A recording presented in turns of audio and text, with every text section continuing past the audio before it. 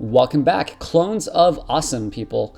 As requested, we dusted off Rob's Planechase cards and are playing a game of Big Deck Planechase. Last time we did this, if you'll recall, Ronnie won with a Yawgmoth's Will Naya Plane combo. It was pretty nuts. We tried to draft planes that are more relevant to Big Deck. We're going to start on plane Pools of Becoming. It is interesting to note that this plane is actually Boris's meditation room.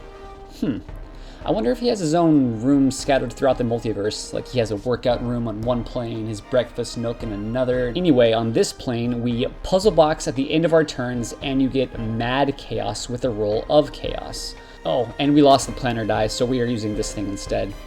1 is Planeswalk, and 6 is Chaos. Alright, let's get started. Rob starts the game playing a land and putting his hand on the bottom of a pile at his end step.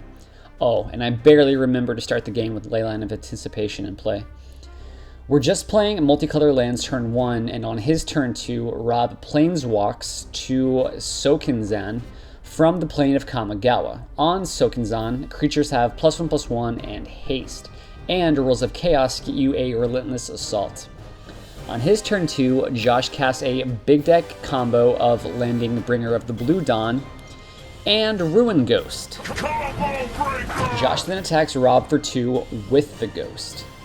Josh then planeswalks to Feeding Grounds from the land of Muraganda. Here, red and green spells cost less to cast, and rolls of chaos make creatures bigger.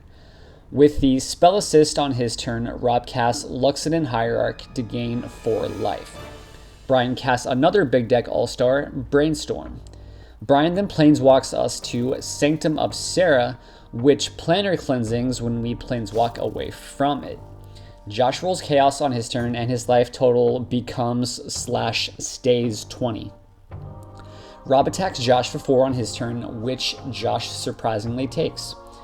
Rob rolls a lot and passes the turn.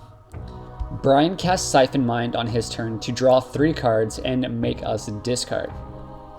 At the end of Brian's turn, Josh blinks his Progenitor Mimic land with Ruin Ghost, and it comes back as a Progenitor Mimic creature and a copy of Luxodon Hierarch, clone count 1. Josh gains 4 life and another 4 life on his upkeep when the Hierarch Progenitor itself. Josh attacks me for 4 and casts Dimir Cut Purse. I cast Intuition and get black cards so that I can land one of them, and on my turn cast Barter in Blood. Josh keeps his Mimic creature and his Cutburst, which he sends at me on his next turn, causing him to draw and me to discard. He also hits Rob for 4. On Rob's turn, we finally planeswalk away, and everything dies with Brian flipping Teneb the Harvester when his Clone Shell dies. We walk to Raven's Run from the plane of Shadowmoor, giving all creatures Wither and Super Wither upon a roll of Chaos. Rob then casts the God card, that is Yawgmoth's Bargain. Brian attacks Josh with his dragon, and Josh swords it. I actually can't imagine Teneb in a field with a plowshare harvesting some grain, but anyway, he gains 6 life. Josh planeswalks to the Maelstrom from the illustrious plane of Alara, which lets you gate to the Ether when you planeswalk to it or during your upkeep. Josh and I both reveal lands with the plane, and I cast Tidings to refill my nearly empty hand. I then planeswalk us to Shiv, which gives all creatures fire breathing and dragons upon a roll of chaos. Rob uses the bargain for 6 on his turn, paying that much life and drawing so many cards. Brian then gets a dragon on his turn from the Dragon Master Outcast, and Josh puts Mittens on it on his turn with Kiora, and then Lightning Helixes the Outcast with a Johnny Vengeant. So many planeswalkers. At the end of Josh's turn, I cast Worldly Tutor for Inferno Titan to set up my Maelstrom Wanderer next turn. Only Rob casts Aether Mage's Touch to steal it and shoot Josh's PWs. I still cast Maelstrom Wanderer, only I cascade into stupid Green Sun Zenith, but Hoarding Dragon, finding Sword of Light and Shadow. I then attack Rob for 7 with the elemental and leave the dragon back to block, only that's not gonna happen. On Rob's turn, he casts a very funny card at the moment. Good old Karthus, Tyrant of People Crapping Their Pants. He takes not only my dragon, but Brian's as well, only Brian still has the mittens on it from Kiora. Rob attacks, but before damage, casts Zorius Charm for lifelink. I go to 7, Josh to 20, and Rob to 20. Brian casts Akroma's Vengeance on his turn to restart the game, and Rob pays 3 life with the bargain in response. Skipping ahead. On Brian's next turn, he casts Rise of the Dark Realms, getting all the creatures. Brian has enough hasty damage to kill us all until Mr. 9 cards in hand casts Bant Charm to put my Maelstrom Wanderer on the bottom of a pile so that Brian can't kill us all this turn. He still, however, can attack us all with Karthus and his other hasty dragons. I take 5, Rob 4, and Josh 7. Josh resets the game on his turn with Terminus. That's pretty standard for Big Deck. Skipping ahead, Josh casts Gifts Ungiven, and Brian gives him Searing Spear and Rakdos Charm, and the rest of the table derides him for choosing seemingly underwhelming cards. What we don't consider is Brian's Gisela Blade of Gold Knight, which is currently on the table.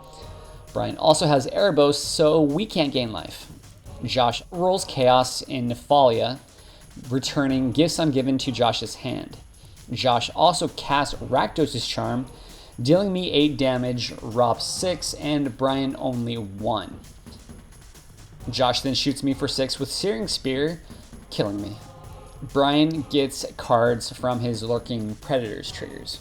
On his turn, Rob planeswalks to Tazim, so that creatures can't block, which is pretty good for Rob at the moment.